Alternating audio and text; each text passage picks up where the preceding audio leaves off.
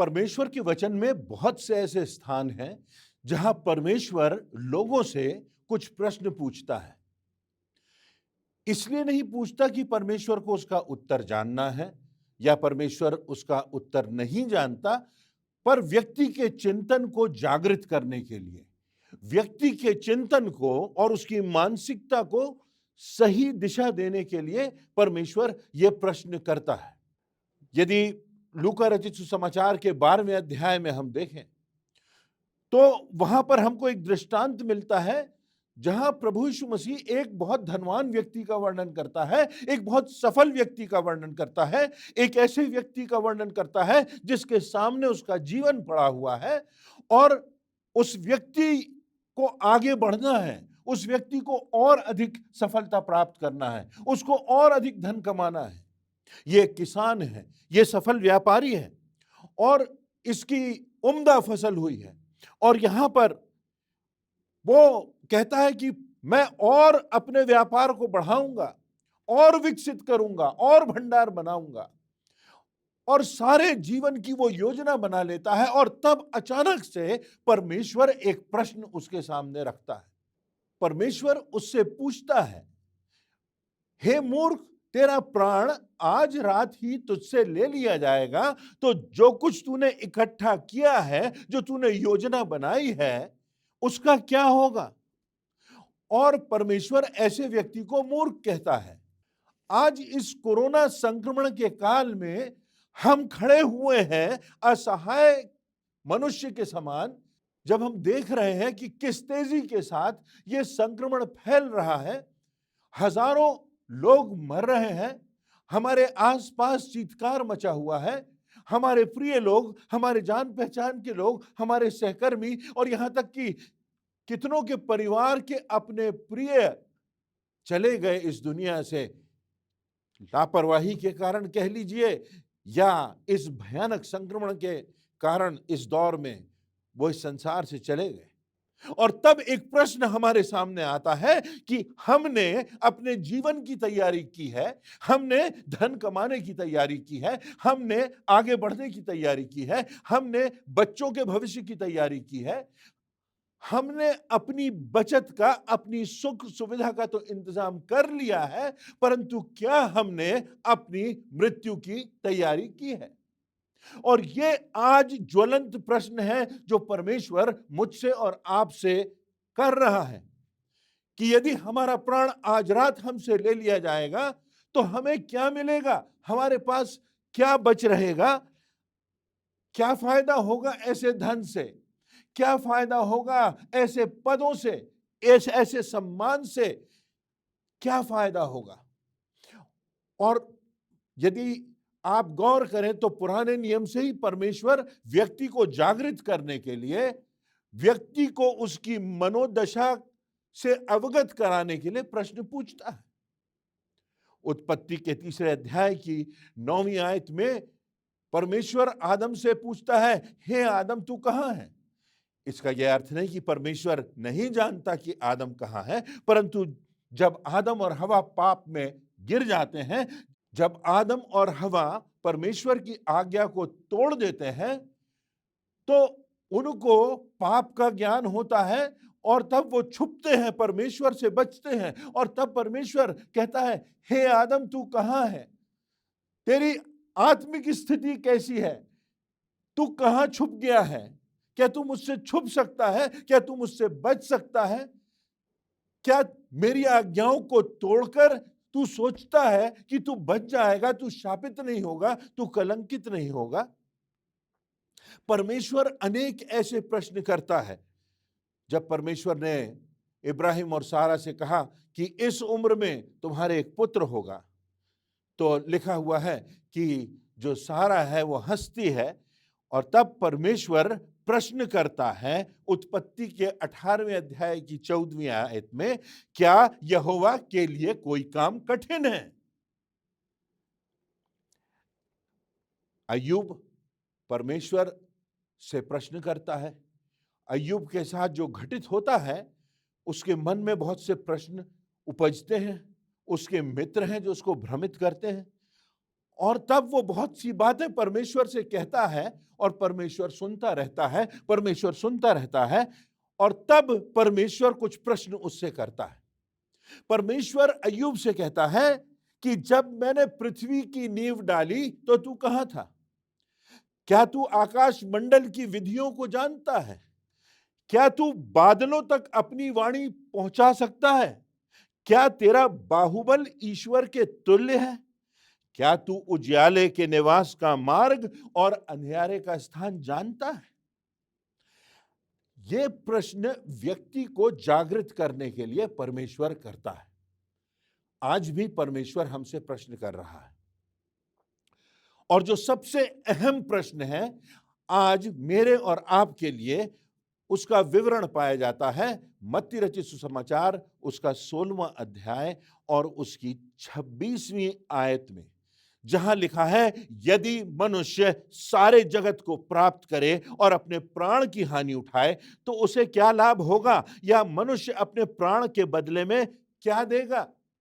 सब कुछ प्राप्त कर ले, सर्वोच्च पद प्राप्त कर ले, सर्वोच्च महिमा उसे मिल जाए, सबसे अधिक अमीर हो जाए, तो अपने प्राण के बदले, अपनी आत्मा के बदले में, इसकी हानि के बदले में मनुष्य को क्या लाभ होगा? जो बात परमेश्वर कह रहा है वो ये कि जो भविष्य है वो वर्तमान से ज्यादा प्रमुख है, जो अनंत है वो इस संसार से ज्यादा प्रमुख है, जो आत्मा है वो इस शरीर से ज्यादा प्रमुख है। जो आज यह संसार है, आने वाला संसार इससे कहीं प्रमुख है। जो आज है, ये जीवन है, इससे कहीं प्रमुख अनंत जीवन है, जो मृत्यु के बाद किसी विश्वासी को प्राप्त होता रहेगा। व्यक्ति सोचता है कि हमने बहुत बड़े बड़े काम किए, व्यक्ति सोचता है कि व्यक्ति बहुत धार्मिक हो गया। और मत्ती रचित सुसमाचार उसके 7वें अध्याय में और उसकी 21वीं से 23वीं आयतों पर गौर करें तो प्रभु यीशु मसीह ने कहा है, जो मुझसे हे प्रभु कहता है, उनमें से हर एक स्वर्ग के राज्य में प्रवेश ना करेगा, परंतु वही जो मेरे स्वर्गीय पिता की इच्छा पर चलता है। उस दिन बहुत से कहेंगे, हे प्रभु, क्या हमने तेरे नाम से भविष्यवाणी नहीं की? क्या हमने दुष्ट आत्माओं को नहीं निकाला? क्या हमने आश्चर्य कर्म नहीं किए? और तब प्रभु यीशु मसीह उनसे कहेगा, मेरे पास से चले जाओ, मैंने तुम्हें कभी नहीं जाना, हे कुकर्मियों, यहां से चले जाओ। हम एक ऐसे संसार में रहते हैं, हम एक ऐसे वातावरण में रहते हैं जहां परंपराओं को धर्म मान लिया जाता है, जहां अनुष्ठानों को मान लिया जाता है कि इससे परमेश्वर प्रसन्न होगा। हम एक ऐसे संसार में रहते हैं जहां हमसे कहा जाता है कि तुम्हें धन प्राप्त करना है, तुम्हें शक्ति प्राप्त करना है, तुम्हें अधिकार प्राप्त करना है, तुम्हें बुद्धिमत्ता प्राप्त करना है, तुमको बहुत बुद्धिमान होना है, बड़ी बड़ी डिग्रियां प्राप्त करना है। परंतु जो मुद्दे की बात है वो ये कि इस संसार के बाद एक बेहतर संसार है, इस देह के बाद एक बेहतर देह है, एक ऐसा जीवन है जो अनंत का जीवन है, जिसमें ना कहीं दुख है, ना पीड़ा है, ना तपन है, ना अलगाव है, ना मृत्यु है, ना आंसू है, ना अकाल है। परमेश्वर की निकटता है और ऐसी ऐसी बातें परमेश्वर ने अपने प्रेम करने वालों के लिए रखी हैं जिनकी की मनुष्य कल्पना भी नहीं कर सकता, मनुष्य की सोच और समझ से परे। तो प्रश्न जो आज मेरे और आपके सामने है वो ये कि मैंने और आपने इस संसार में रहने की तैयारी तो कर ली है, भविष्य की तैयारी तो हमने कर ली है, आगे बढ़ने की तैयारी तो हमने कर ली है, धन एकत्रित करने के लिए हम सदैव लगे रहते हैं, सफल होने की तैयारी हमने कर ली है। परंतु यदि हमने अपनी मृत्यु के विषय में नहीं सोचा और मृत्यु की तैयारी नहीं की तो परमेश्वर की दृष्टि में हम मूर्ख हैं। जिस प्रकार की संज्ञा परमेश्वर उस सफल व्यवसायी किसान से कहता है कि हे मूर्ख, आज ही तेरा प्राण तुझसे ले लिया जाएगा, तो इसका क्या होगा जो तूने जमा किया। एक प्रोफेसर के विषय में मैं पढ़ रहा था कॉलेज में जब पहले दिन वो पढ़ाने जाते थे तो पहले पीरियड में अपने छात्रों से पूछते थे, तुम यहां क्यों आए हो? तो छात्र थोड़े से विचलित होते थे और कहते थे पढ़ने के लिए। और फिर उसके बाद प्रोफेसर साहब का प्रश्न होता था, और उसके बाद छात्र कहते थे ग्रेजुएट होने के लिए। फिर प्रोफेसर साहब का प्रश्न होता था, और उसके बाद वकालत करने के लिए या व्यापार करने के लिए या शिक्षा देने के लिए। और फिर प्रश्न होता था, और उसके बाद क्या करोगे? और उसके बाद तो विवाह, परिवार, बच्चे, और उसके बाद रिटायरमेंट, और उसके बाद। और तब कोई छात्र परेशान हो जाता था ऐसे प्रश्नों से और खड़े होकर के कहता था, और उसके बाद हम मर जाएंगे। और तब प्रोफेसर साहब का प्रश्न होता था, और उसके बाद। और यह प्रश्न जो था वो आज हम सबों के लिए बहुत प्रमुख है। और उसके बाद क्या हम परमेश्वर की दृष्टि में मूर्ख हैं या हम परमेश्वर की दृष्टि में बुद्धिमान हैं? यदि हमें परमेश्वर के वचन के अनुसार, परमेश्वर के द्वारा दी हुई समझ के अनुसार हमको ज्ञानवान होना है, बुद्धिमान होना है, अपने दिनों को गिनने की समझ रखना है, ये जानना है कि ये जीवन तो समाप्त हो जाएगा, अनायास समाप्त हो जाएगा, तो हमें कौन सी बातों पर गौर करना है? पहली बात तो ये कि ये संसार जो है ये मिटने वाला है, ये समाप्त होने वाला है। सारी जो भौतिकता है इसका समापन है। जब मैं विदेश में पढ़ रहा था तो एक स्थान से हम लोग यात्रा कर रहे थे, और उस स्थान में बहुत सी कारों को रखा गया था जो पुरानी कारें थी, और उनको एक के ऊपर एक रख के कंप्रेसर की मशीन से दबा दिया गया था, और ऐसी सैकड़ों कारें पड़ी हुई थी। और तब मैंने अपने मित्र से प्रश्न किया कि ये क्या है? उन्होंने कहा ये कारों का कब्रिस्तान है। जो कुछ हमारे पास है, आप कल्पना कीजिए कि कुछ वर्षों के बाद उसकी क्या स्थिति होगी। 5 साल, 10 साल, 20 साल, 30 साल, 50 साल।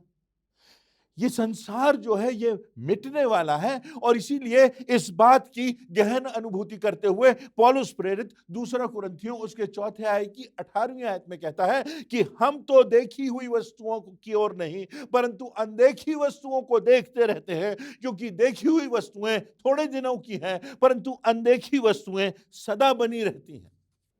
एक फूल का सच है जो दिखाई देता है, एक उसकी महक का सच है जो दिखाई नहीं देता। एक शरीर का सच है जो दिखाई देता है, एक आत्मा का सच है जो दिखाई नहीं देता। एक पानी के बूंदों के गिरने का चित्र है जो दिखाई देता है, एक हवा के बहने की बात है जो दिखाई नहीं देती। इस संसार का एक सच है जो दिखाई देता है, पर इस संसार के पार एक अनंत का सच है जो दिखाई नहीं देता। और अक्सर हमारे साथ त्रासदी ये होती है कि हम देखे हुए सच तक सीमित हो जाते हैं, हमारी दृष्टि उसके पार जाती नहीं। मरकुस रचित सुसमाचार उसके 4 अध्याय की 19वीं आयत में लिखा है, और संसार की चिंता और धन का धोखा और वस्तुओं का लोभ उनमें समाकर वचन को दबा देता है और वचन निष्फल रह जाता है। हमारी जिंदगियों में हम परमेश्वर के वचन को सुनते हैं, समझते भी हैं, लगता है कि ठीक बात है, पर फिर भी उसका कोई असर नहीं होता, निष्फल रह जाता है। क्यों? क्योंकि हमारी जिंदगी में परमेश्वर के वचन से, इस अनदेखे सच से, परमेश्वर के प्रेम से, परमेश्वर पर विश्वास करने से, परमेश्वर के उस अनंत धाम जो उसने हमारे लिए तैयार किया है उस पर हमारी नजर जाती नहीं, और हमारी नजर जाती है किस पर? धन के धोखे पर, वस्तुओं के लोभ पर। और इन सब बातों में पढ़कर जो देखी हुई बातें हैं, हम जो परमेश्वर का सच है, उसके प्रेम का सच है, जो प्रभु यीशु मसीह का सच है, जो उसके मार्ग और सत्य और जीवन का सच है, प्रभु यीशु मसीह के लहू बहाए जाने का सच है, प्रभु यीशु मसीह के अनुग्रह का सच है, प्रभु यीशु मसीह के बलिदान का सच है, उस पर हमारी नजर जाती नहीं और उसकी कीमत हम समझ नहीं पाते। हमारे लिए संसार की दौलत सब कुछ हो जाती है और परमेश्वर का सच जो है वो प्रमुख नहीं रह जाता। दूसरी बात, ये संसार, ये भौतिकता कभी हमें सुरक्षा नहीं दे सकते। इस संसार से हमें सुरक्षा नहीं मिलेगी। किसान से कहा गया कि जो सारी संपत्ति तूने जमा कर ली है, जो तेरे बड़े बड़े ख्वाब हैं, जो तेरे व्यापार की बढ़त की तेरी योजना है, जो संपत्ति तूने बचा के रख ली है, जब तेरा प्राण ही नहीं रहेगा तो इसका क्या होगा? हजारों एकड़ भूमि, करोड़ों रुपए का बैंक बैलेंस हमारी आत्मा को बचा सकता है, हमको मौत से बचा सकता है। यह संसार हमें सुरक्षा नहीं देता और इसीलिए प्रभु यीशु मसीह ने कहा है कि किसी व्यक्ति का जीवन उसकी संपत्ति की बहुतायत से नहीं होता। लूका रचित सुसमाचार उसके 12वें अध्याय की 15वीं आयत में लिखा हुआ है, उसने उनसे कहा, चौकस रहो और हर प्रकार के लोभ से अपने आप को बचाए रखो, क्योंकि किसी का जीवन उसकी संपत्ति की बहुतायत से नहीं होता। और इसी कारण जीवन की तुलना उन वस्तुओं से की गई है जो चली जाती हैं। कहीं छाया है जो ढल जाती है, कहीं भाप है जो लोप हो जाती है, कहीं ओस की बूंद है जो सूख जाती है, कहीं घास है जिसका समापन हो जाता है। केवल प्रभु यीशु मसीह पर विश्वास करने में हमारी आत्मा की सुरक्षा है, क्योंकि इस संसार में हम सब ने पाप किया है, कोई धर्मी नहीं, और हमारे पापों की कीमत प्रभु यीशु मसीह ने हमको बचाने के लिए, हमको उद्धार देने के लिए, जगत के हर एक व्यक्ति को उद्धार देने के लिए अपना लहू बहाकर और मृत्यु पर विजय प्राप्त करके चुकाई है। और इसीलिए प्रभु यीशु मसीह कहते हैं, जो कोई मुझ पर विश्वास करता है वो मर भी जाए तो भी जीवित रहेगा, इस जीवन से कहीं अधिक जीवंत रहेगा, इस संसार से कहीं अधिक समृद्ध रहेगा और इस दुनिया से कहीं अधिक संपन्नता में रहेगा, वो परमेश्वर की निकटता में रहेगा। तीसरी बात, जीवन में संसार हमें संतुष्टि नहीं दे सकता। कंटेंटमेंट जिसको हम कहते हैं, संतोष जिसको कहा जाता है। अभी इतना अन्न उपजा है, अब हमें और अन्न उपजाना है, और पैसा कमाना है, और बड़े बड़े गोदाम बनाना है।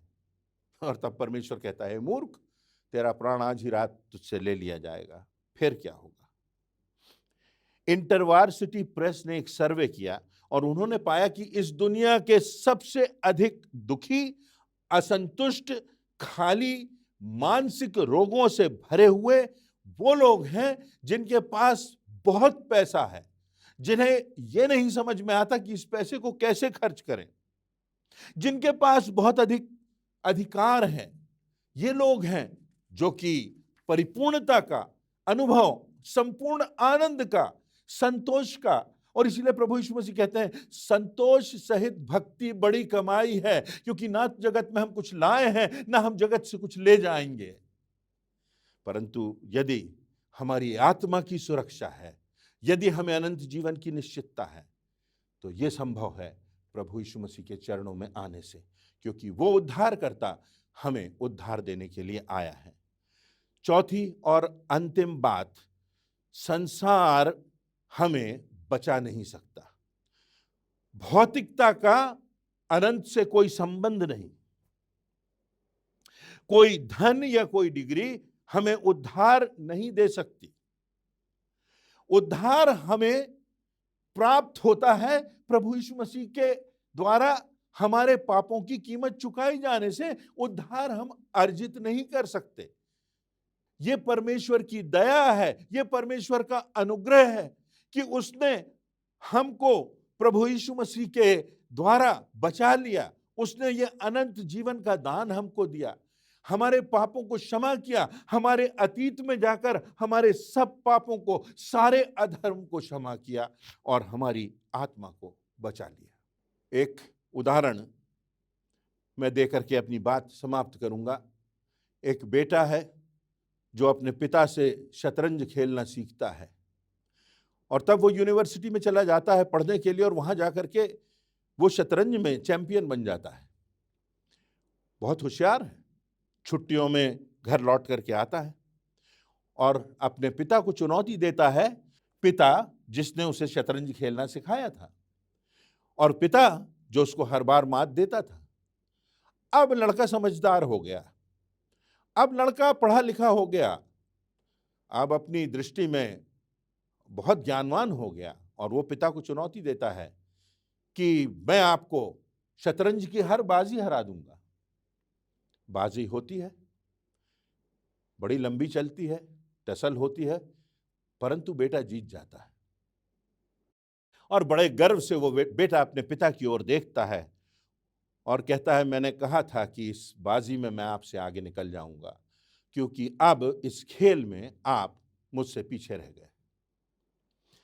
पिता कहता है कि एक बात स्मरण रखना बेटा, कि खेल खत्म होने के बाद सारे ये जो वजीर हैं और घोड़े हैं और हाथी हैं और प्यादे हैं, ये सब अंत में डब्बे में चले जाएंगे और यही इस खेल का समापन होगा। यहाँ हार और जीत की बात से बढ़ के जो बात है वो ये कि ये खेल जो है वो समाप्त हो जाएगा। हमारे पास एक दिन में 1440 मिनट होते हैं। इन 1440 मिनटों में हम कितना समय अपने शरीर के लिए, अपने शरीर को स्वस्थ रखने के लिए, अपने शरीर को खूबसूरत बनाने के लिए खर्च करते हैं और कितना समय अपनी आत्मा पर ध्यान करने के लिए बिताते हैं, कितना समय परमेश्वर की निकटता में बिताते हैं, कितना समय उससे प्रार्थना करने में बिताते हैं। क्या हमारे पास 10 मिनट का समय भी होता है कि हम परमेश्वर से प्रार्थना करें? क्या हमें इस बात का भी एहसास होता है कि जब हम सो कर के उठते हैं तो यह भी परमेश्वर की दया है कि वो सुबह हमको जगा देता है? हमारी नींद खुल जाना भी परमेश्वर का उपकार है और हमें आराम से नींद आ जाना भी परमेश्वर का उपहार है। हमको तो सब अपने हिसाब से सही दिखता है, परंतु नीति वचन उसके 14वें अध्याय की 12वीं आयत में लिखा है, ऐसा मार्ग है जो मनुष्य को ठीक तो दिखाई पड़ता है पर उसके अंत में मृत्यु ही मिलती है। तो संसार मिटने वाला है, संसार समाप्त होने वाला है, संसार हमें सुरक्षा नहीं दे सकता, संसार हमारी आत्मा को बचा नहीं सकता। आज जब हम इस मृत्यु से भरी हुई तराई में खड़े हुए हैं, कोरोना वायरस के इस जंग से लड़ रहे हैं, कोरोना वायरस से मृत्यु का सा अंधकार छा गया है, क्या हम आज अपने हृदयों को जांचेंगे कि जिस रास्ते पर हम चल रहे हैं इसकी मंजिल क्या है? क्या हम मात्र परंपराओं को, प्रथाओं को निभा के सोच रहे हैं कि हमारा परमेश्वर हमसे प्रसन्न है?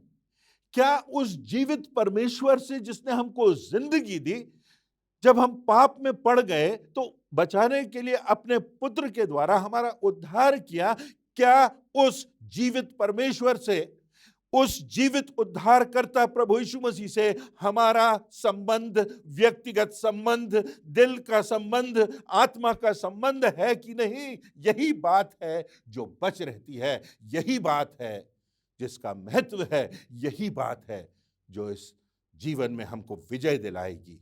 और कितना भी अंधकार हो, हम उस देश की ओर देखेंगे जिसका तेज और सौंदर्य अपार, जिससे हमें कोई रोक नहीं सकता। हम उस अनंत जीवन को प्राप्त करेंगे और एक बेहतर स्थान पर, एक बेहतर देह में, एक बेहतर संसार में परमेश्वर की निकटता में रहेंगे। इस बात की निश्चितता और प्रामाणिकता प्रभु यीशु मसीह में हमको मिलती है। क्या वो प्रभु यीशु मसीह हमारे दिल में है? क्या उस पर हमने विश्वास किया है? क्या हमने उसको स्वीकार किया है? क्या हमने उसकी आज्ञाओं का पालन किया है? आज इस दौर में हम अपना आत्म मूल्यांकन कर लें, यही परमेश्वर हमसे कह रहा है। परमेश्वर आज हमसे प्रश्न कर रहा है कि तू सब कुछ प्राप्त करे और अपने आत्मा की हानि उठाए तो तुझे क्या मिलेगा। परमेश्वर इस प्रश्न से हमारी जिंदगी में हमें एक नई संवेदना दे, ऐसी मेरी प्रार्थना।